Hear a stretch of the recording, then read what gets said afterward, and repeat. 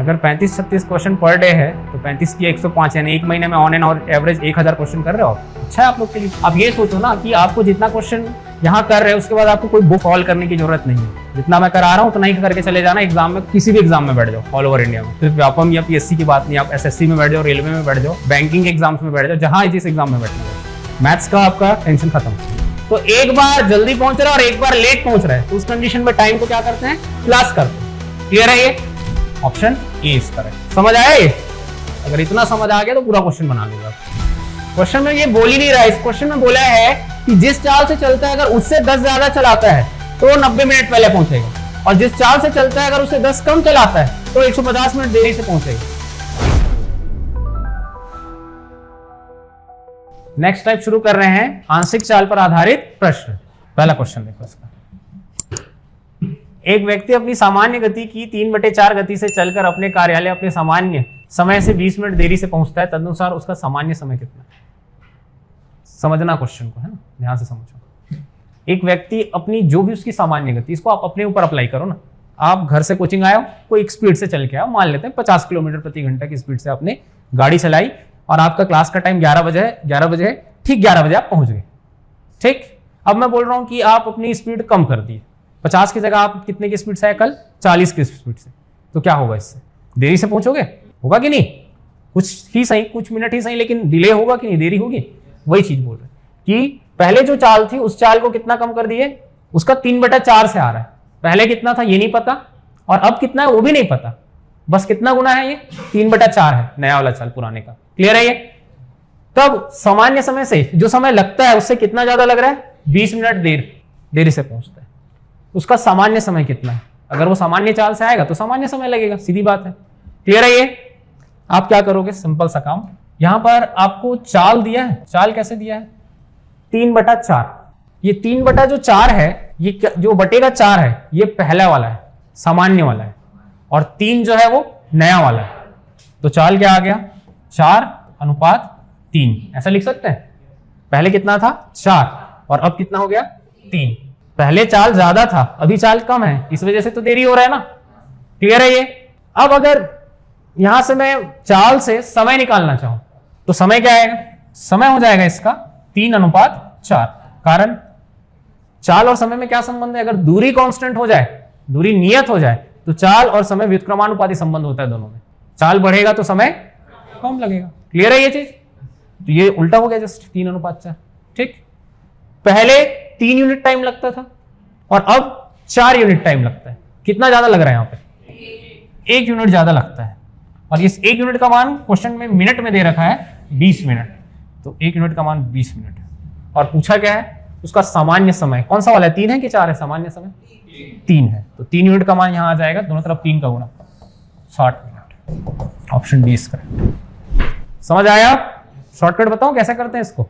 Shortcut देखो इसका, shortcut ये है, जो आपको दिया रहेगा ये 3/4 बटे जो अंश में है उसको एज इट इज लिख देना, 3 बटे में जो है 3 और 4 दोनों का अंतर लिखते हैं, 3 और 4 का अंतर 1, और जितना देरी से जा रहा है वो गुणा 20। कितना आया आंसर? यहां भी वही बोला है, सामान्य गति का 3/4 से जाता है तो 18 मिनट देर से पहुंचता है। पहुंचने का सामान्य समय कितना है?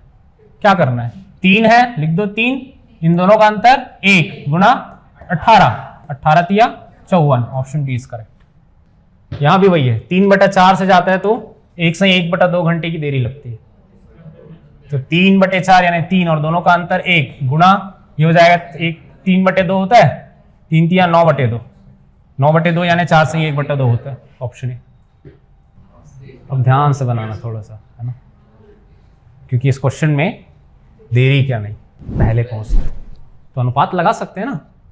अपनी सामान्य गति की 5/4 गति पर चलने पर 30 मिनट पहले पहुंच जाता है, तदनुसार उस व्यक्ति का उस दूरी को तय करने का सामान्य समय कितने मिनट है? सामान्य समय पूछा है, तो सामान्य गति का 5/4 गया तो चाल का अनुपात क्या आएगा? पहले कितना था चाल? पहले 4 था, और अब कितना हो गया? 5। 4 से 5 हुआ, बढ़ा है।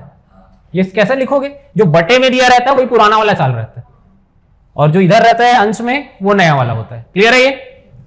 तो चाल के बाद यहां से समय कितना आएगा? यहां से समय का अनुपात आ जाएगा 5:4। ठीक, अब 30 मिनट पहले पहुंच जाता है। पहले 5 यूनिट टाइम लगता था, 4 यूनिट टाइम लगता है। कितना कम लग रहा है यहाँ पे? 1। तो 1 का कितना मान दिया है? 30। और पूछा है सामान्य समय कितने मिनट का है। तो सामान्य समय किसको लोगे? 4 को कि 5 को? कौन सा लोगे? 5 को। सोच समझ के बताओ। 5/4 की गति से गया, ज्यादा स्पीड से जाता है तो पहले पहुंचता है। तो पहले कौन सा था उसका सामान्य चाल? कौन सा है? 4 था। तो 4 का क्या है समय? 5। तो 5 यूनिट का मान निकालना पड़ेगा यहां से। 5 यूनिट का मान कितना आएगा? 5 × 15 150 मिनट। ऑप्शन 20 का। समझ आया? आज से कर रहे हैं अनुपात पर आधारित प्रश्न। ठीक है, अनुपात पर आधारित प्रश्न कर रहे हैं। पहला क्वेश्चन दे रखा है, 2 हवाई जहाजों की गतियों के अनुपात 7:15 है। यदि पहला हवाई जहाज 3 घंटों में 1050 किलोमीटर की दूरी तय करता है तो दूसरे हवाई जहाज की गति कितनी है? ठीक है, गतियों का अनुपात दिया है कितना? 7:15। और पहले वाले का समय दिया है और दूरी दिया है। तो समय और दूरी से क्या निकल जाएगा? चाल, यानी कि गति निकल जाएगा। तो 1050 किलोमीटर दूरी है और समय है इसका 3 घंटे। ये निकल गया चाल। ये कितने यूनिट के बराबर है? 7 यूनिट के। 7 यूनिट का मान है ये। सॉल्व करेंगे इसको। 3 से कट जाएगा, 3 × 9, 1 बचेगा, 3 × 5 = 15 और 0। 7 से भी कट जाएगा, यानी 1 यूनिट का मान आया 50। और हमको निकालना है कितने यूनिट का मान? 15 यूनिट का मान। दोनों साइड 15 का गुणा। 15 × 5 = 75, 750। याद आएगा किलोमीटर प्रति घंटा। Option 20 correct. एक ट्रक 1 मिनट में 550 मीटर की दूरी तय करता है, जबकि बस 3/4 घंटे में 33 किलोमीटर की दूरी तय करती है। उनकी गति का अनुपात क्या है? तो गति के लिए तो ठीक है, दूरी और क्या चाहिए? समय। दोनों ही दिया है दोनों के लिए। ठीक, बस यूनिट अलग अलग है, यूनिट एक जैसा करना पड़ेगा। 550 मीटर है, ठीक है, 550 मीटर इसका दूरी आया। समय कितना है? 1 मिनट। ठीक है, 1 मिनट। 1 मिनट रहने दो इसको। और अनुपात में इस बार लिखो, इसका चाल क्या आ जाएगा? दूरी बटे समय। दूरी है 33, लेकिन किसमें है ये? किलोमीटर में। गुणा कर देंगे 1000 से, ये आ जाएगा मीटर में। बटे क्या आएगा? 3/4 घंटे बोला है ना, तो मिनट में लाने के लिए गुणा 60 करना पड़ेगा। सॉल्व कर दो इसको, आ जाएगा आंसर। कुछ कट रहा है यहां से? 1 0 कट रहा है। और 3 से 1 कट जाएगा 11 बार में। 11 से 1 कट जाएगा 50 बार में। और 4 इधर ऊपर ले जाओ, 4 इधर और 6 इधर आ जाएगा। ये हो जाएगा 6 × 5 = 30, यानी 300 ये वाला, और 4 इसके साथ गुणा हो जाएगा तो ये आएगा 400। दोनों का 0 cancel. 3:4। Option C is correct. Next question ये जो दिया है इसमें बोला है, ए और बी की गति का अनुपात 3:5 है। यदि ए एक निश्चित दूरी तय करने में बी से 24 मिनट अधिक लेता है तो बी उसी दूरी को तय करने में कितना समय लेगा? ए और बी की गति का अनुपात कितना है? 3:5। गति यानी स्पीड 3:5 है ए और बी का। तो इससे क्या निकाल सकते हैं? समय, क्योंकि दूरी निश्चित है, निश्चित दूरी है, तो समय क्या हो जाएगा यहां से? टाइम 5:3 हो जाएगा, उल्टा हो जाता है जस्ट। और बोला है कि ए बी से 24 मिनट अधिक लेता है, तो ए यानी कि 5 और बी यानी कि 3।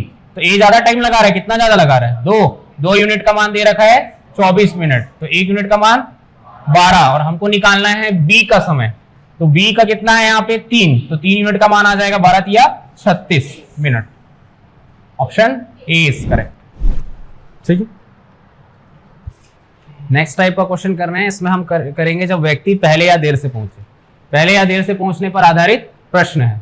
ठीक है, देखो क्या होता है, जैसे कोई व्यक्ति है जो S1 चाल से चलता है, तो जो पहुंचने का निर्धारित समय है उस निर्धारित समय से 10 मिनट लेट से पहुंचता है। ठीक, जो भी निर्धारित समय, जैसे आप अपने घर से कोचिंग के लिए आते हो, कोई एक निर्धारित आपका चाल होगा, 50 किलोमीटर प्रति घंटे की स्पीड से आना है और हम 1 घंटे में पहुंच जाएंगे, ऐसा कुछ होगा। सबके साथ कुछ ना कुछ तो होगा ये, ताकि टाइम पे पहुंचे ऐसा। अगर आप अपना स्पीड क्या कर दोगे? कम रखोगे, 50 की जगह 40 करोगे, तो जिस पहुंचने का समय है उसमें मतलब वृद्धि हो जाएगी, लेट पहुंचोगे ना 10 मिनट। और वही अगर स्पीड को आप बढ़ा दो, 50 की जगह 60 कर दो, तो जल्दी पहुंच जाओगे। होगा ऐसा? तो 3 सिचुएशन है यहाँ पे। एक बार आप करेक्ट स्पीड से आए, करेक्ट टाइम पे पहुंच गए। एक बार कम स्पीड से आए तो आपको टाइम ज्यादा लगा, और एक बार आप ज्यादा स्पीड से आए तो टाइम आपको कम लगा, यही होगा। तो यहां पे भी हम ले रहे हैं कि आप S1 स्पीड से चल रहे हो, ठीक, जो नॉर्मल स्पीड है उससे अलावा दूसरा स्पीड है ये।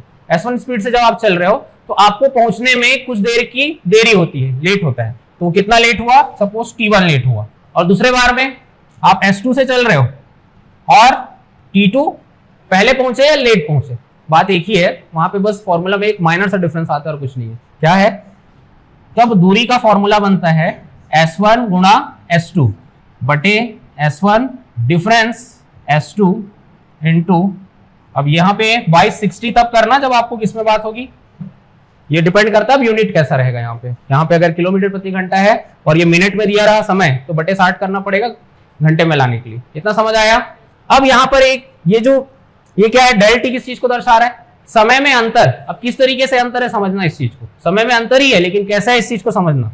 एक बार मान लो आपको कोई चाल से चले, S1 चाल से ही चले, और आप पहुंचने के टाइम से फॉर एग्जाम्पल 10 मिनट लेट पहुंचे, ठीक। एक बार S2 चाल से चले और पहुंचने के चाल से 10 मिनट पहले पहुंच गए, तब इस कंडीशन में आपको डेल टी कैसे निकालोगे, डेल्टा टी कैसे निकालोगे, दोनों को क्या करना पड़ेगा, जोड़ना पड़ेगा। आपको टाइम ड्यूरेशन देखना है, टोटल कितना टाइम आ रहा है, और इसको अगर समझना है तो सिंपल तरीका ये मानो, आपके पहुंचने का जो टाइम है ठीक 12 बजे, आपके पहुंचने का जो टाइम है किसी भी क्वेश्चन के लिए हो, पहुंचने का जो टाइम है एक्चुअल टाइम वो ठीक 12 बजे। एक बार आप 10 मिनट लेट हुए हो तो कितना बजे पहुंचे, 12:10 में, और एक बार आप 10 मिनट जल्दी पहुंचे तो कितना बजे पहुंचे हो, 11:50। तो इन दोनों के बीच कितना है टाइम ड्यूरेशन, 20 मिनट है। तो 20 मिनट कैसे आए, इन दोनों को जोड़ने से। तो एक बार जल्दी पहुंच रहा है और एक बार लेट पहुंच रहा है, तो उस कंडीशन में टाइम को क्या करते हैं, प्लस करते हैं। क्लियर है ये। अब ये समझो कि मान लो एक पहली बार में भी 10 मिनट लेट हुआ है और दूसरे बार में भी 10 मिनट लेट हुआ है, तब, या 10 नहीं 20 ले लो, इस कंडीशन 20 ले लेते हैं। पहली बार में 10 मिनट लेट और दूसरी बार में 20 मिनट लेट, तब दोनों क्या होगा, माइनस होगा। और दोनों ही अगर क्या हो, पहले पहुंचा हो, तो भी क्या होगा, माइनस होगा। क्लियर है। प्लस तब करना है टाइम को जब एक पहले और एक बाद वाला दिया हो, बाकी सारे कंडीशन में क्या होगा, माइनस होगा। याद रहेगा ये। और बाकी ये स्पीड वाला तो हमेशा डिफरेंस करते हैं, चाल को हमेशा घटाना ही है। ये जो डिपेंड करता है ये टाइम के लिए पूरा। क्लियर है। चलो आगे बढ़ते हैं, क्वेश्चन देखते हैं। देखो, यदि अनु 4 किलोमीटर प्रति घंटा की गति से चलता है तो अपने विद्यालय 6 मिनट देरी से पहुंचता है, 6 मिनट देरी से पहुंचता है। परंतु यदि वह 5 किलोमीटर प्रति घंटा की गति से चलता है तो वह निर्धारित समय से 6 मिनट पहले पहुंच जाता है। उसके घर से उसके विद्यालय की दूरी क्या है, ये निकालना है। पहले 6 मिनट देरी से पहुंचा है और दूसरे बार में 6 मिनट पहले पहुंचता है, तो दोनों ही आपको क्या पता है, 4 और 5 दोनों चाल पता है। तो फिर फॉर्मूला क्या होता है दूरी के लिए, दूरी बराबर S1 इंटू S2 बटे S1 डिफरेंस S2, ठीक, गुणा यहां पे डेल्टा टी और बटे 60 ले लेते हैं। 60 इसलिए क्योंकि यहां पर किलोमीटर प्रति घंटे में दिया है स्पीड, तो यहां हमको घंटे में लाना पड़ेगा समय को। अब ये डेल्टा टी क्या चीज के लिए है, एक बार पहले पहुंचा है, एक बार देरी से पहुंचा, फिर पहले पहुंचा है, अलग अलग है दोनों, तो उस कंडीशन में क्या होगा, ऐड होगा। समझ आया ये। तो S1 कितना दिया हुआ है क्वेश्चन में, 4, S2 5 बटे इनका अंतर 1, ठीक है। अंतर का चिन्ह है यानी बड़े में से छोटा ही घटाना, 5 में से 4 किए -1 आया। क्लियर है इतना। अब बताओ समय क्या लोगे यहां से, एक बार 6 मिनट है और फिर एक बार 6 मिनट पहले और 6 मिनट बाद, टोटल कितना आया 12 बटे 60। ये समझ आया। 12 पंचे 60, 5 से 5 कट गया और डी का मान आ गया 4 kilometre. Option A is correct. समझ आया ये। अगर इतना समझ आ गया तो पूरा क्वेश्चन बना लोगे आप। 3 किलोमीटर प्रति घंटा की गति से चलकर पिंटू 5 मिनट देरी से स्कूल पहुंचता है। यदि वह 4 किलोमीटर प्रति घंटा की गति से चले तो वह 5 मिनट जल्दी पहुंच जाएगा। पिंटू के घर से उसके स्कूल की दूरी है। दूरी के लिए फॉर्मूला S1 इंटू S2 बटे S1 डिफरेंस S2 गुणा डेल्टा टी बटे 60, क्योंकि किलोमीटर में है। अब ये बताओ, पहले एक बार देरी से पहुंचा फिर जल्दी पहुंचा है, तो अलग अलग रहते हैं तो क्या करते हैं, प्लस, और बाकी सब में माइनस होता है ना। अभी तो किया ऐसा एक क्वेश्चन, तो यहाँ क्या आ जाएगा, पहले चाल कितना है 3, बाद वाला चाल 4, दोनों का अंतर 1 गुणा यहाँ पर 5 मिनट देरी से और 5 मिनट जल्दी, कितना आ जाएगा 10/60 कट जाएगा। ये 3 चौक 12 है, 6 से ये 2 बार में कट जाएगा, कितना आया 2 किलोमीटर। डी का मान आ रहा है, option B is correct. Clear है। एक छात्र अपने घर से 2.5 किलोमीटर प्रति घंटा की चाल से चलता है और विद्यालय के समय से 6 मिनट बाद अपने विद्यालय पहुंचता है। अगले दिन वो अपनी चाल में 1 किलोमीटर प्रति घंटा की वृद्धि करता है और विद्यालय के समय से 6 मिनट पहले अपने विद्यालय पहुंचता है। उसके घर से विद्यालय कितनी दूर है, डिस्टेंस निकालना बोला है। पहले फॉर्मूला क्या आएगा ये बताओ, इसके लिए फॉर्मूला क्या होगा, S1 इंटू S2 बटे S1 difference S2 into delta T बटे 60। अब यहां पर क्या हुआ है देखो, पहले कितने की चाल से गया है 2.5 किलोमीटर प्रति घंटे की चाल से, तो विद्यालय के समय से 6 मिनट बाद यानी 6 मिनट देरी से पहुंचा है। फिर अगर वो अपनी चाल में 1 किलोमीटर प्रति घंटा की वृद्धि कर दे, यानी 2.5 से कितना हो जाए ये 3.5, ठीक, तो विद्यालय के समय से 6 मिनट पहले पहुंच रहा है। उसके घर से विद्यालय कितनी दूर है, एक बार क्या पहुंच रहा है बाद में और एक बार पहले, तो इस कंडीशन में समय को क्या करते हैं, जोड़ देते हैं, ऐड कर देते हैं। यहां से एक चाल कितना है 2.5 और दूसरा इससे एक ज्यादा यानी कि 3.5 और दोनों का अंतर 1 गुणा यहां पे समय आ जाएगा 6 और 6 कितना हो जाएगा 12/60। ये कट जाएगा 12 पंचे 60, 5 से ये कट जाएगा 7 बार में यानी 0.7 आएगा और इधर से आ जाएगा 25 सत्ते 175 और 2 स्थान के बाद दशमलव लगेगा इसमें 1.75 किलोमीटर, ये दूरी आएगा, ऑप्शन सी इज करेक्ट। ये क्वेश्चन आया हुआ है एनटीपीसी स्टेज 2 का। समय, चाल व दूरी का नेक्स्ट जो कर रहे हो है वृत्तीय गति पर आधारित प्रश्न। वृत्तीय गति के लिए कुछ कॉन्सेप्ट समझना पड़ेगा, बता दूं, वृत्तीय गति के लिए कुछ कॉन्सेप्ट समझना पड़ेगा आपको। वृत्तीय गति क्या होती है, ऐसी गति जो वृत्ताकार मार्ग पर की जाती है वृत्तीय गति कहलाती है, ठीक। या क्वेश्चन में आपको मिलेगा किसी पहिए की गति के बारे में बात होगी, तब भी वृत्तीय गति लेके चलना है उसको। तो पहिए की गति अगर बात हो रही है तो पहिया मतलब क्या मान के चलना पड़ेगा आपको, वृत्ताकार, इसकी त्रिज्या r, ठीक। ये एक बार जब घूमता है पूरा तो कितनी दूरी तय करता है ये, अगर ये एक राउंड पूरा घूम जाए आगे के डायरेक्शन में तो कितनी दूरी तय करेगा, 360 नहीं, वो तो कौन हुआ 360, जितनी इसकी खुद की परिधि है उतनी दूरी तय करेगा। परिधि के बराबर दूरी तय करता है कोई भी पहिया एक चक्कर में, ठीक। तो एक चक्कर में तय की गई दूरी क्या आएगा इसका 2πr। तो n चक्कर, अब एक का इतना आया है तो 2 का गुणा 2 करोगे, 3 का गुणा 3 करोगे, 4 के लिए गुणा 4 करोगे, वैसे ही n के लिए n चक्कर में तय की गई दूरी क्या आ जाएगा 2πr गुणा n, ये आएगा। कभी आपको चक्करों की संख्या पूछ देगा, चक्करों की संख्या n का मान पूछेगा, तब उस कंडीशन में n के लिए क्या फॉर्मूला बनेगा, दूरी बटे 2πr। समझ आया, ये आपका काम का है फॉर्मूला। आगे बढ़े, चलो पहला क्वेश्चन देखते हैं। एक इंजन का पहिया अपनी दूरी के चारों ओर 350 बार घूमकर 1.76 किलोमीटर की दूरी तय कर लेता है, तदनुसार उस पहिए का व्यास कितना होगा, व्यास, ठीक है। तो हमको फॉर्मूला पता है, n बराबर क्या होता है फॉर्मूला, दूरी जो तय किया है वो बटे 2πr। यहां से हमको क्या निकालना है, पहिए का व्यास, पहिए का व्यास यानी कि 2r का मान निकालना है। त्रिज्या आपका दुगुना होता है ना, तो 2r का मान, 2r इधर ले आओ, ये 2r है, बराबर क्या आ जाएगा d, d कितना है 1.76, किसमें है ये किलोमीटर में, और हमको चाहिए कि इसमें ऑप्शन सेंटीमीटर में दिया है, तो पहले मीटर में चेंज करेंगे, गुणा 1000, फिर गुणा 100, ये चेंज हो गया किसमें सेंटीमीटर में, बटे क्या आएगा 2r इधर चला गया है, क्या क्या है हमारे पास पाई है और n, पाई का मान 22/7 और n का मान दे रखा है क्वेश्चन में 350। ये समझ आया, ये एक एक जीरो कट रहा है यहां से, 7 से ये 5 बार में, 5 से ये 2 बार में, 2 से ये 11 बार में, ठीक। और ये 2 जीरो इस यानी पॉइंट के बाद 2 स्थान है तो ये 2 जीरो यहां से कैंसिल हो जाएगा, 11 से इसको काट दो, 11 कम 11 और 11 छक्के 66, तो 16 गुणा 10, तो 2r मतलब क्या होता है, d तो है 160, किसमें आया सेंटीमीटर में, ऑप्शन डी इज करेक्ट। समझ आया?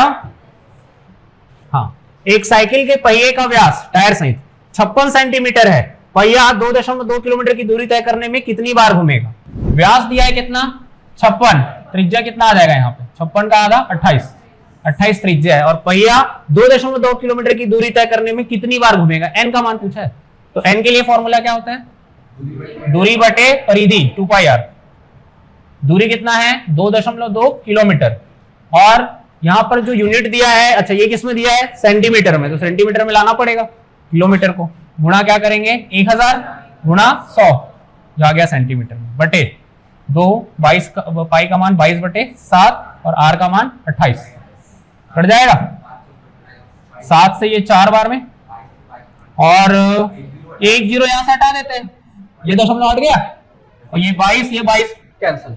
अब बचा क्या हमारे पास? 2 और 4 है। 2 से इसको काट दो 5 बार में, और 4 से इसको काट दो, ये 4 से 250 बार में कटेगा।